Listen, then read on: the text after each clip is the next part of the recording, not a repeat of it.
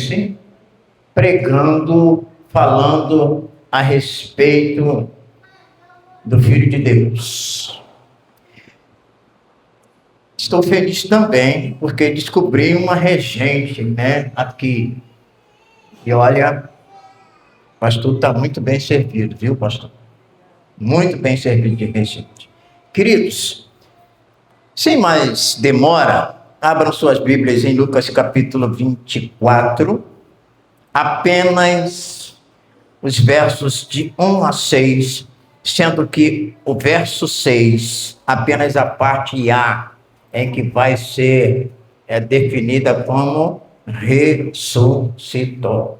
E eu queria um coro, eu vou ler, depois os irmãos estarão assim, lendo também. No primeiro dia da semana, bem cedo, as mulheres foram ao túmulo, levando as especiarias que haviam preparado. E viram a pedra,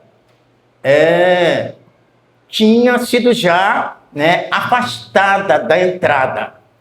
Quando entraram no túmulo, não encontraram o corpo do Senhor Jesus.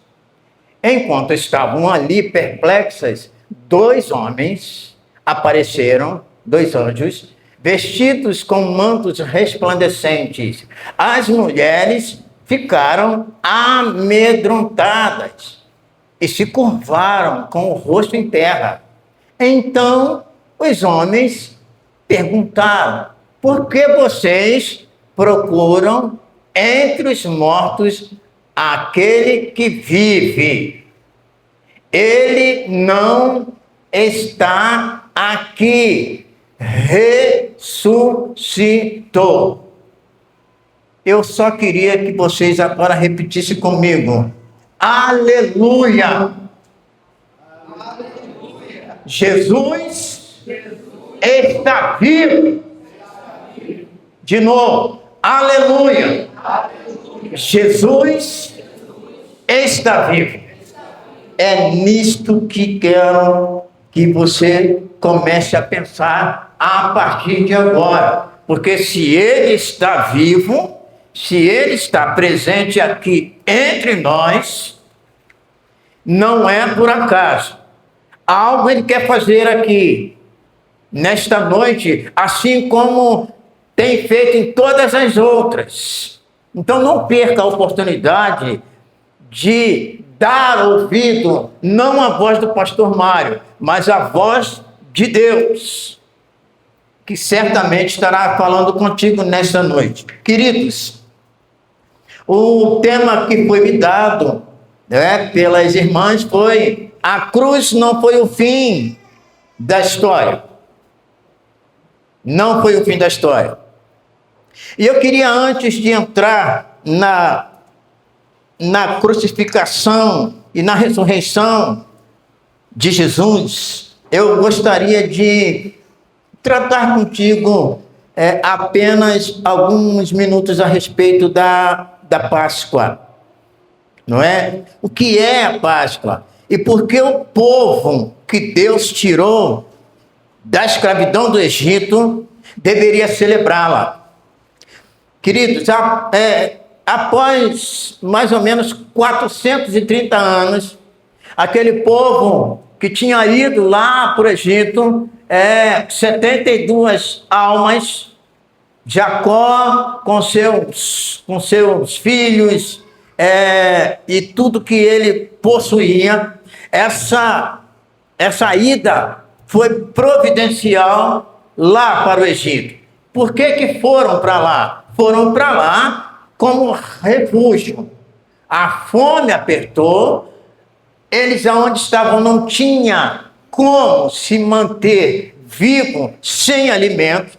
José, por providência divina, já tinha sido levado por Deus para lá, tornou-se governador do Egito, e agora seu pai e os seus irmãos e toda a comitiva de Jacó foi para lá. Ao todo, salvo engano, 72 pessoas foram para lá, para o Egito. Lá eles permaneceram. enquanto o rei, o faraó, que conhecia José, esteve com José, o povo não sofreu.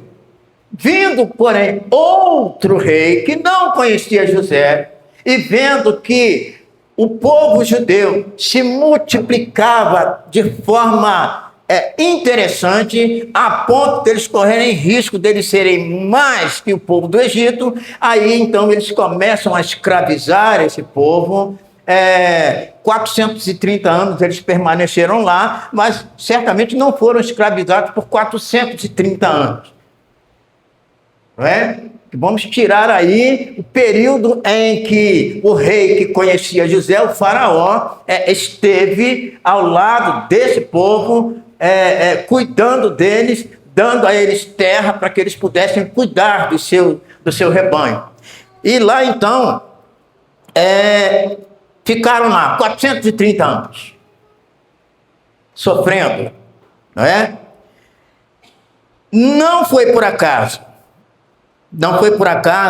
que Deus chama Moisés, porque o povo começa a clamar, e aí Moisés, que já tinha, Deus já sabia que Moisés, como é que eu posso dizer? Diria sim, não é? Para o chamado dele. E Deus então agora ouve o clamor do povo e chama quem? Moisés e seu irmão Arão, para que eles pudessem fazer o trabalho, cumprir a missão que Deus tinha determinado a Moisés. Por que Moisés, pastor Mário? Para você ver como Deus conduz a história. Todos os meninos de 2 anos para baixo foram mortos.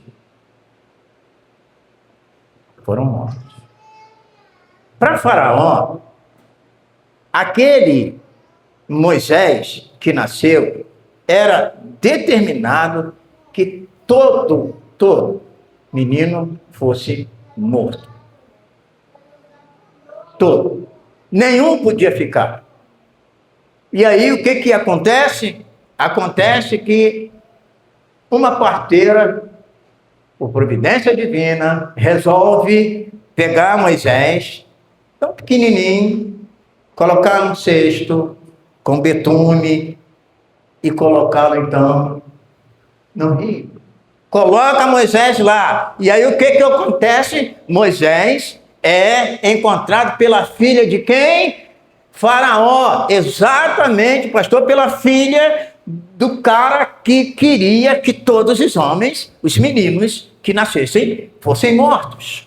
Ela então cria Moisés. E como criá-lo? A filha de Faraó não faria isso. Ela chama então alguém. E quem é esse alguém? A própria mãe do menino vai agora para casa, para o palácio, cuidar do próprio filho. Deus conduzindo a história. Moisés é criado, né? Então vamos lá, eu pude anotar aqui: protegido pela parteira, criado pela própria mãe no palácio do Egito, sendo instruído em toda a cultura egípcia. Ele, sendo hebreu, depois de criado, mata um egípcio que estava lá assolando um hebreu. Ele mata esse egípcio. Aí alguém descobre, e Moisés agora, depois de instruído na cultura, depois de criado, depois de estar ali no palácio, ele tem que fugir. Agora preste atenção daqui, irmãos. Ele foge para Midian. E ele anda aproximadamente de 400 a 500 quilômetros a pé para chegar em Midian. Isto porque Faraó, quando soube, mandou também que fizesse com ele o que ele fez com o egípcio. E ele agora vai para onde? Cuidar de gado. Ele vai para Midian, que é parte da Turquia hoje, ele vai para lá e lá ele começa então agora uma nova vida, uma nova experiência. Aqui no palácio, no glamour, com tudo à sua disposição, agora ele vira um homem do campo, providência divina, para que Deus pudesse, através dele, tirar o seu povo da escravidão do Egito. E Moisés, então, vai para lá, casa-se com uma das filhas de Faraó. É esse Moisés, juntamente com Arão, seu irmão mais velho, que Deus vai usar para mostrar ao mundo a sua soberania. O mundo de então. O mundo de então. Aquele mundo lá, naquela época, Deus precisava mostrar a sua soberania. E ele então faz isso, e ele faz por amor àquele povo que lá estava escravizado por Faraó, por esse Faraó que não conheceu a história de José. E aí, o que Deus faz, queridos? E nós vamos entrar agora na questão da Páscoa do Cordeiro. O que Deus faz? Deus chama Moisés e fala com ele: olha, você precisa tirar o meu povo de lá.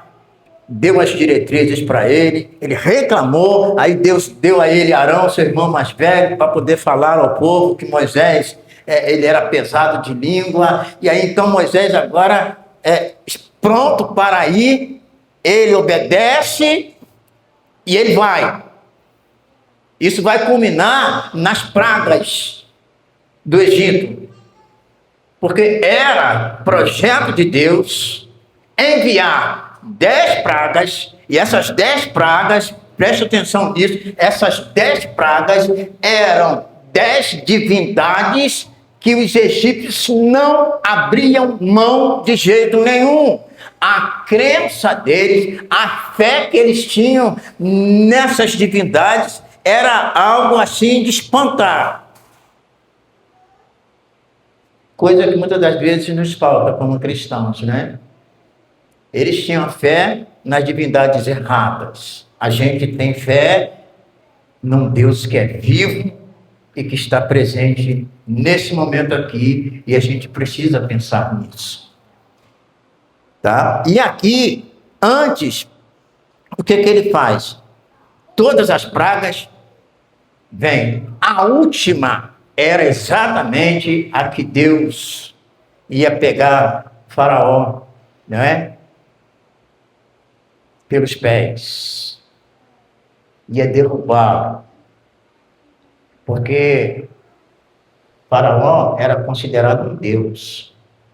O seu filho primogênito era também considerado um deus, e que na morte do deus Faraó, o deus filho iria lá ocupar o trono.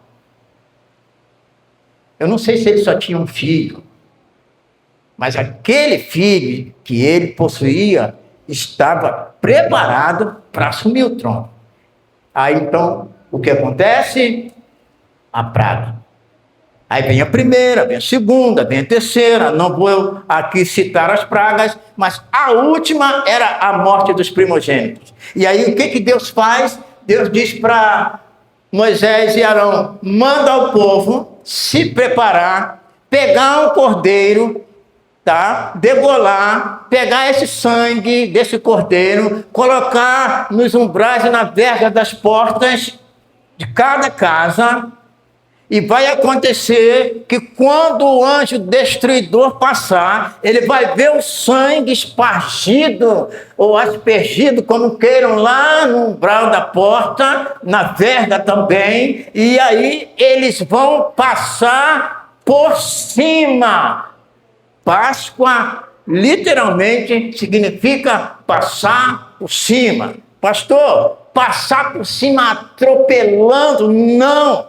Passar por cima aqui no sentido de proteção, de livramento, de cuidado. de libertação.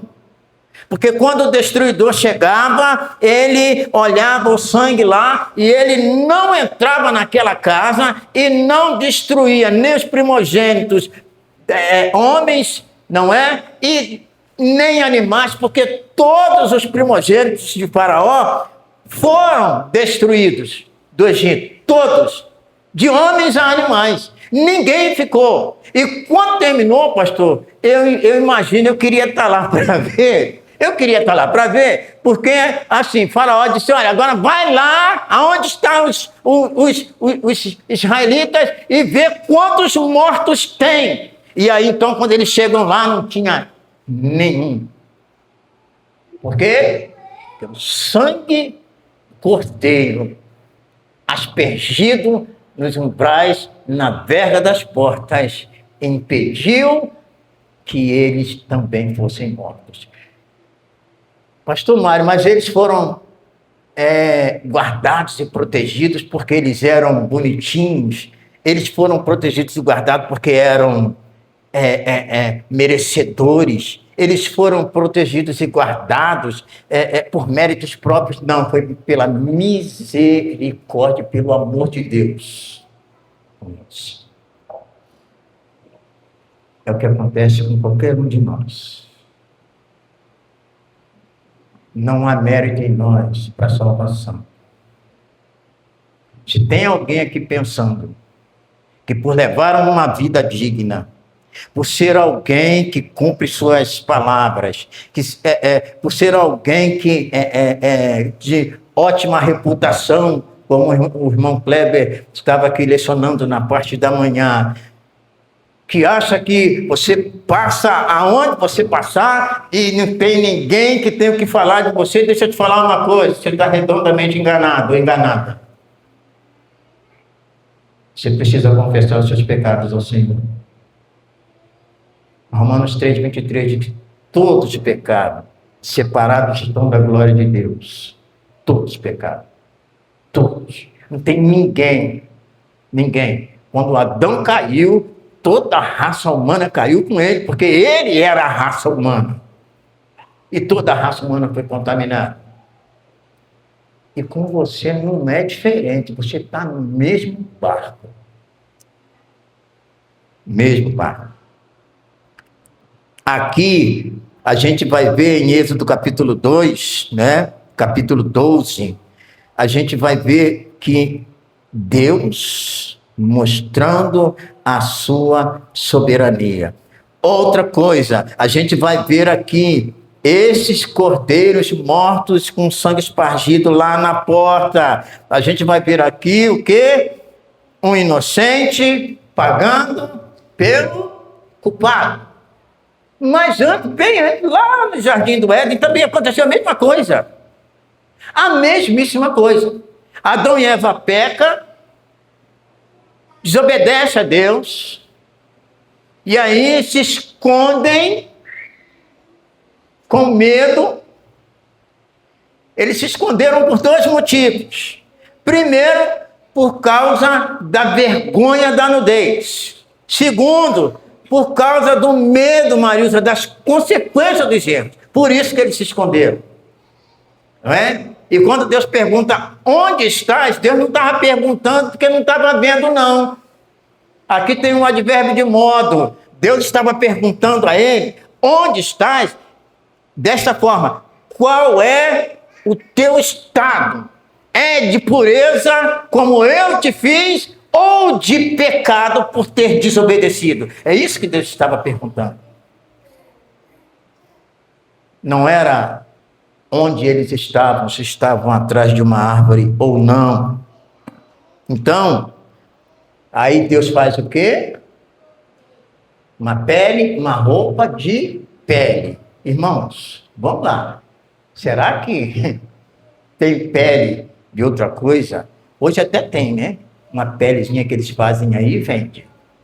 Mas era pele de animal mesmo. Deus sacrifica um animal para cobrir a nudez e a vergonha de Adão e Eva. Lá atrás. Aqui não é diferente, começa a mesmíssima coisa. Eles foram libertos, foram livres da destruição em função do sangue do Cordeiro, espargido na verga das portas. A pergunta é, por que a cruz não foi o fim da história?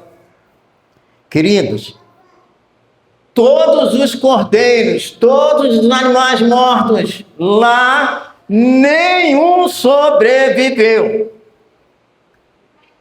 Não teve um que voltou, que ressuscitou.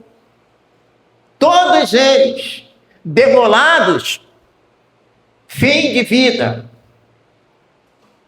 Todos eles. Novamente, porque a cruz não foi o fim da história, porque ela trouxe ressurreição e vida. Não precisa colocar ali, mas Lucas capítulo 24, o finalzinho do verso 6 vai dizer, o anjo pergunta, você está fazendo o que aqui? Está buscando aqui, entre os mortos, aquele que está vivo? Ele não está aqui, ele ressuscitou.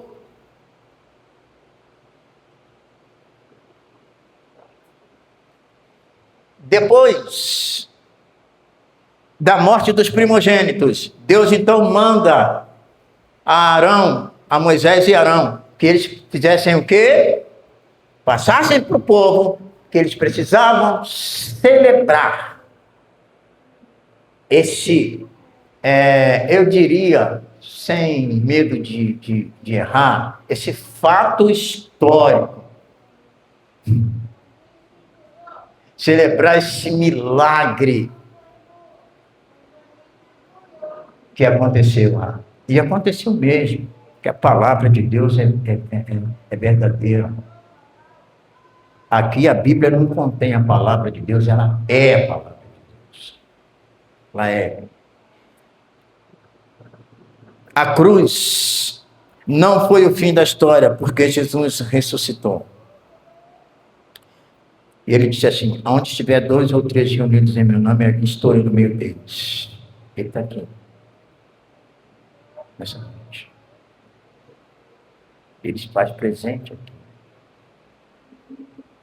Ele quer dar uma guinada de 180 graus na tua vida. Mudar. Ele quer te dar um papel em branco para você reescrever uma nova história. Não importa quem você é, não importa o que você possui, não importa a vida que você leva, não importa nada disso, nada. Não importa o pensamento que você tem até a respeito de você com relação à reputação, não importa isso, ele não quer saber disso, ele quer saber que ele precisa garantir o teu passaporte para a eternidade com ele, porque há 2 eternidades, uma com Deus, para aqueles que aceitam o sacrifício de Jesus na cruz do Calvário, e outra com Satanás no inferno, para aqueles que duvidam da palavra dele, que não aceitam. A esses, quando Jesus voltar, ou quando eles cerrarem as pálpebras aqui e partir para a eternidade, certamente lá não vai ter um jeitinho como tem aqui, não. Lá não vai ter isso. O que vai ter lá é julgamento. E se aceitou aqui em vida e viveu em vida, a felicidade de ser filho de Deus é céu. Eternamente com ele. Se não fez isso em vida, não tem purgatório. Purgatório é falácia de Satanás. E se você está indo atrás do purgatório, cuidado, porque Satanás está te enganando o tempo inteiro. Você ainda não percebeu. A cruz não foi o fim da história, não foi apenas porque Jesus ressuscitou. A cruz não foi o fim da história, meu querido, minha querida, meus irmãos. A cruz não foi o fim da história, porque nos trouxe vitória e não derrota. Presta atenção nisso aqui. Aquilo que parecia um momento de fracasso foi transformado em triunfo definitivo sobre o mal. Coloca para mim, por favor, pastor. Com todo respeito, 1 Coríntios capítulo 15, de 55 a 57. Eu quero que você leia. De 55 a 57. Está lá. Vamos todos. Ó morte, onde está a sua vitória? Ó morte, onde está o seu aguilhão? O pecado é o aguilhão da morte que nos fere, e a lei é o que torna o pecado mais forte. Mas graças a Deus que nos dá a vitória sobre o pecado e sobre a morte por meio do nosso Senhor Jesus Cristo. Se você não tem Jesus, você não tem vitória sobre a morte. O Cordeiro Pascal, aquele que se sacrificou. Pastor, Deus enviou ele. Não, Deus enviou sim, mas ele se propôs a obedecer. E diz a Bíblia que ele foi obediente até a morte, e morte de cruz. Lá no Getsemane, ele percebeu as agruras da cruz, o sofrimento, e ele então de joelhos diz: Pai, se possível, passa de mim esse cálice. Todavia, cumpra-se em mim a tua vontade, não a minha. Sabe por quê? Por amor a você, por amor a mim, por amor a nós.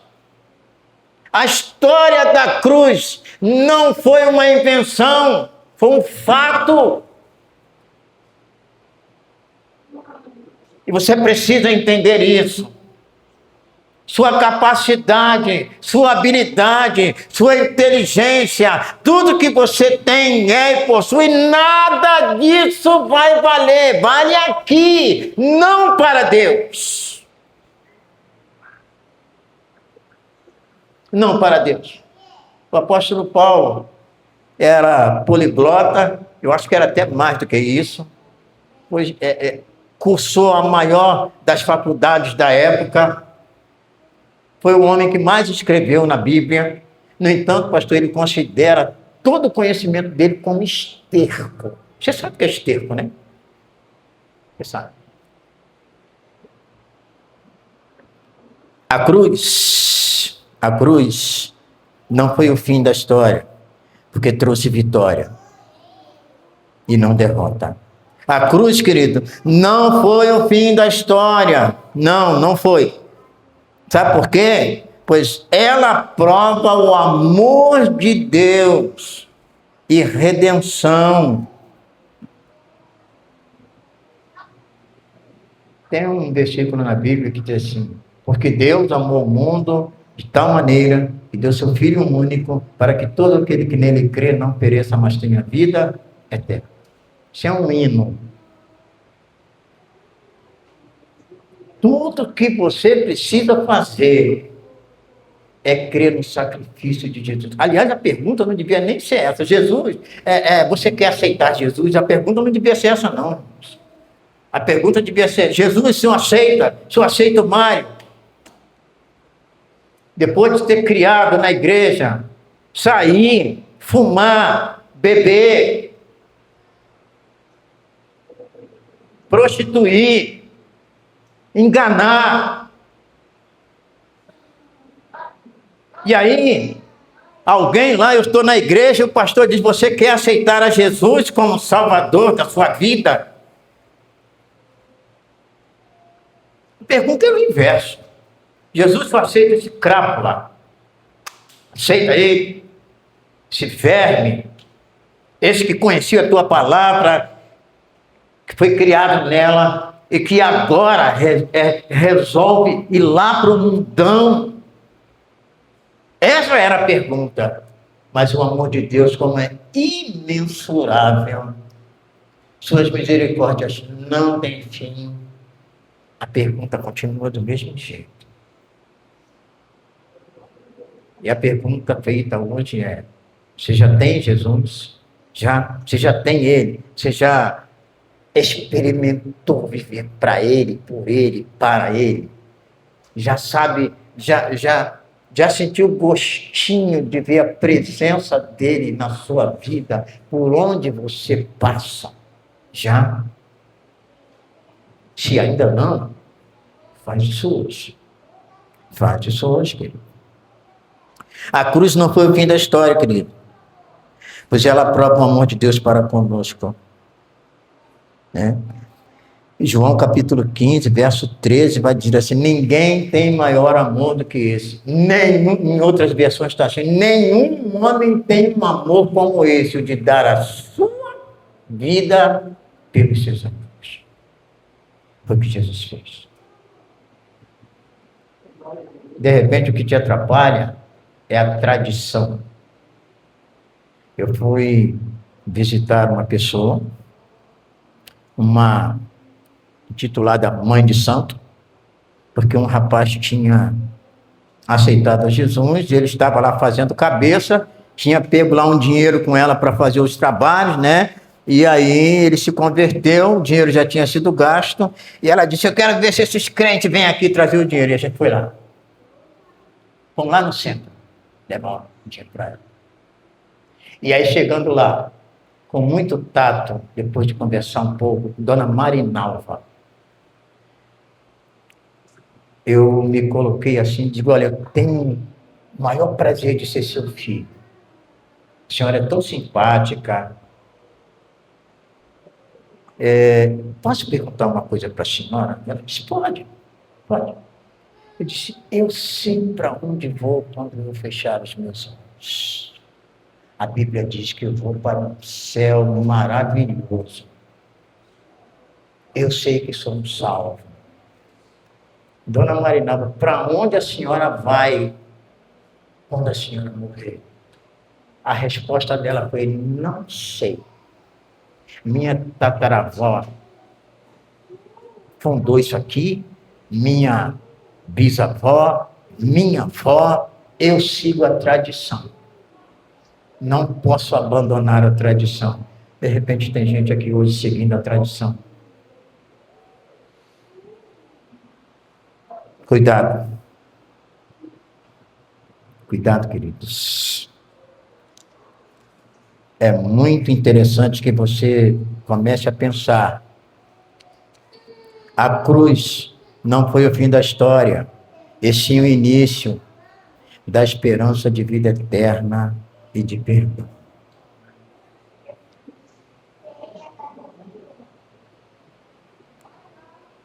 Todos nós precisamos do perdão de Deus. Como disse no início, Romanos 3:23, todos pecaram.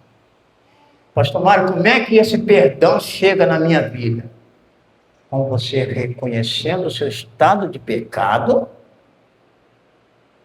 e pedindo perdão a Ele. E Ele que sonda os corações, Ele vai saber se é ou não de verdade.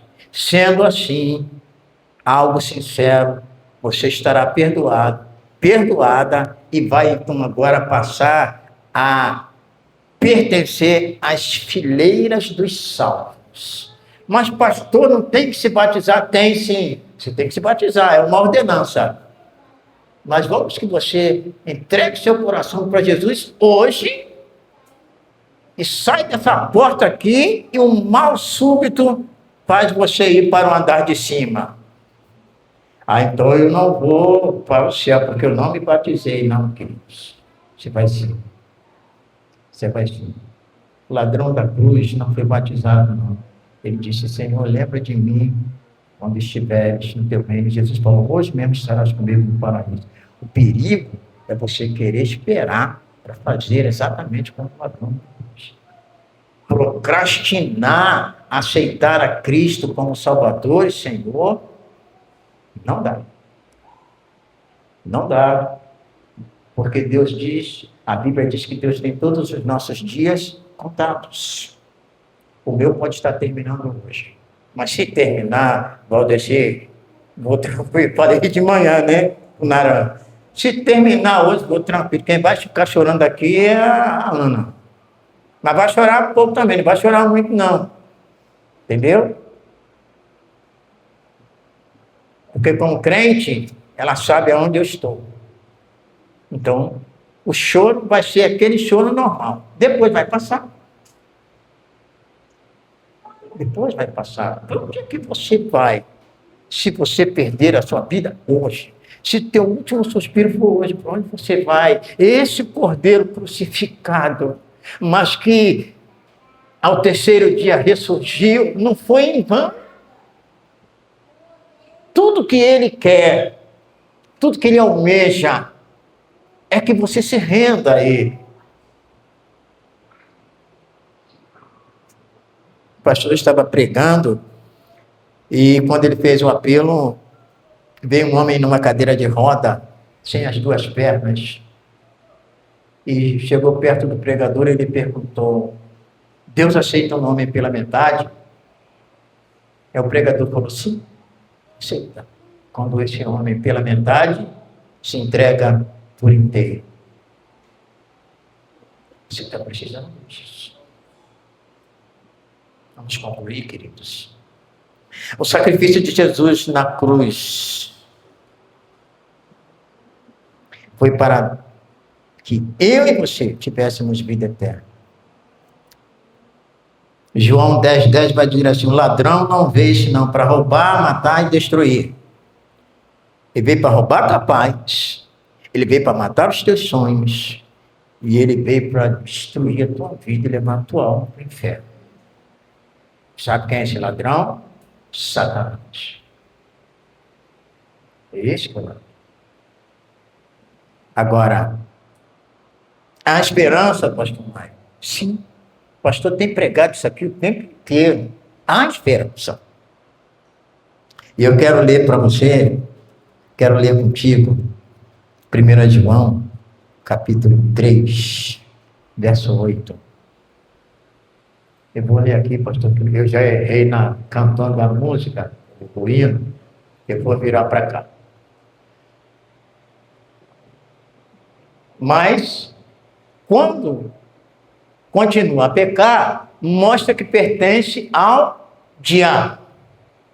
Pois o diabo peca desde o início. Por isso, olha só, o Filho de Deus veio para destruir as obras do diabo.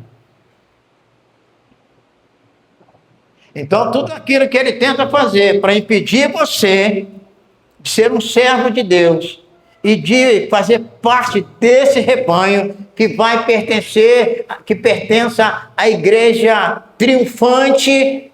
A militante está aqui, mas vai ter a triunfante, que somos nós. Quando ele descer, quando ele voltar, então, o que vai acontecer? Se você aceitou, vai fazer parte, né, irmã Ivete, da igreja triunfante. Se não, não vai ter jeito. É inferno. Vai penar lá o tempo todo. Eu estou fora da igreja há um tempão, eu não consigo voltar por causa do irmão fulano, irmão ciclano e irmão Beltrano. Não foi irmão fulano, irmão ciclano, nem irmão Beltrano que morreu por você. Quem morreu por você foi Jesus.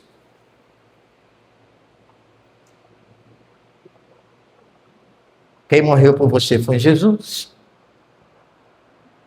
A esperança. Ele quer o Cordeiro Pascal, esse que morreu e ao terceiro dia ressuscitou. Pastor, mas a ressurreição existiu?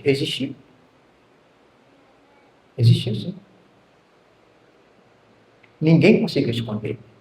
Mas um discípulo teve uma certeza maior que a que nós temos.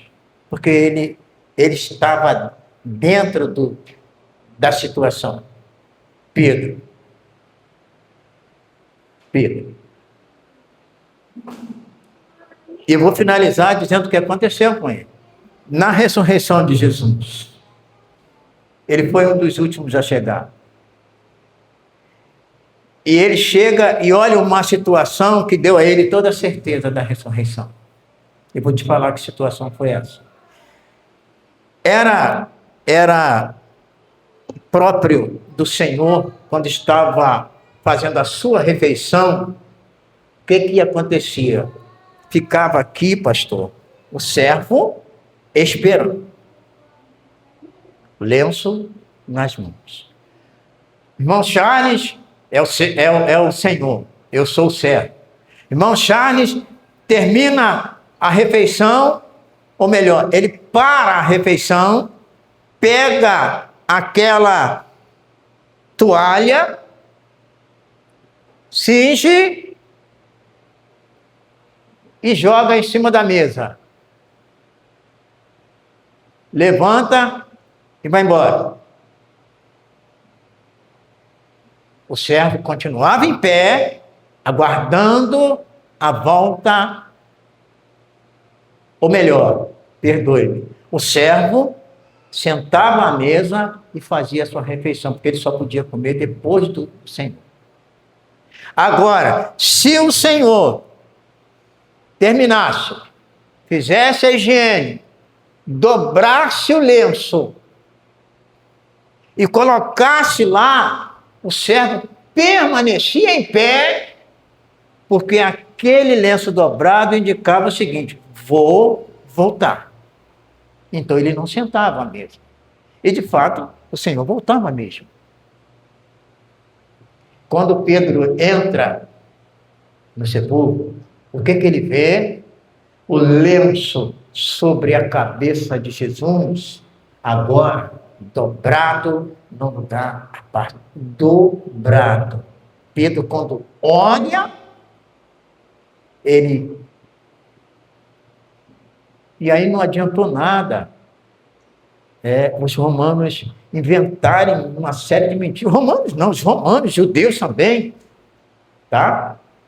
A grande maioria deles, não adiantou nada inventar que roubaram o corpo. Porque se tivessem roubado, quem roubou, Zete, não ia correr para dobrar um lenço, perder tempo em dobrar lenço nenhum. O que eles queriam era meter o pé dali, até porque corria-se um grande risco de serem pegos e mortos. Jesus ressuscitou. Jesus ressuscitou para nos dar uma nova esperança. Quer ter uma nova esperança? Quer? Se você quiser ter essa nova esperança, coloque Jesus no teu coração. Só Ele. Só Ele. O pastor Nilson do Amaral Fanini dizia que o homem tem dentro de si um vazio do tamanho de Deus. O melhor carro do ano não preenche. A quantia mais poupuda que você tiver no banco não preenche. A melhor casa que você tiver na praia, onde não preenche. A falsa alegria que você pode ter não preenche, porque quem não tem Jesus não tem alegria. A alegria é falsa. Me perdoe, mas eu não tenho como falar diferente. Sem Jesus a alegria é falsa. É só Ele. Só Ele dá a paz que você tanto precisa. Sabe por que celebramos? Celebramos porque Ele ressurgiu. Coloque Ele no teu coração, para que você possa viver uma nova esperança. Tenha uma nova expectativa de vida esse ano com Jesus. Afinal, Ele morreu, mas Ele ressuscitou para que eu e você tivesse mais vida. Amém? Querido Deus e amado Pai, eu te pedi tanto que o Senhor estivesse comigo neste momento. Não tenho dúvidas de que o teu Santo Espírito conduziu o teu servo. Pai, que nesse momento, pessoas que estão aqui dentro deste santuário, Senhor, que ouviu a tua palavra, que o Senhor possa estar assim, falando a esses corações, e que eles não consigam conciliar o sono, Senhor, sem que eles entendam a necessidade de ter o Senhor como Salvador e Senhor da vida deles. Porque na hora que o Senhor chamar para a prestação de contas, eles vão receber o vinde bendito do meu Pai, possuir por herança o reino que está preparado desde a fundação do mundo. Mas não é só por causa disso, Senhor. É porque o crente, Senhor, vive o céu já aqui. Já aqui na terra, nós vivemos um pedaço do céu, com os teus cuidados, com a tua paz que inunda os nossos corações, Senhor, mesmo com circunstâncias adversas, com a certeza de vitória, mesmo com algumas derrotas acontecendo em nossas vidas. Mas são derrotas parciais e não cabais, ó Deus. Cabal é a vitória que o Senhor nos dá. Muito obrigado, Deus. Te agradecemos, te oramos, em nome de Jesus. E agora, que o amor de Deus, nosso Pai, e as doces consolações do Santo Espírito de Deus, esteja com cada Israel de Deus espalhados pela face da terra, mas de uma maneira especial com a Igreja Batista aqui no Baixo Grande, Pai. Não só hoje, Pai. Não só amanhã. Não só esta semana, não só este mês, não só este ano. Mas que a tua presença se faça todos os dias, na vida dos teus servos. Amém.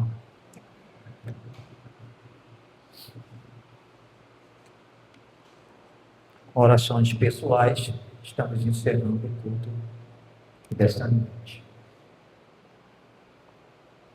Irmãos, estou abismado, não consegui passar de 9 horas, aleluia.